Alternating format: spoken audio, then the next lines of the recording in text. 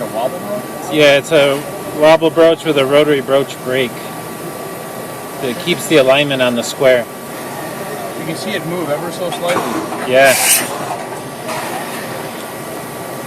And this one's a serration.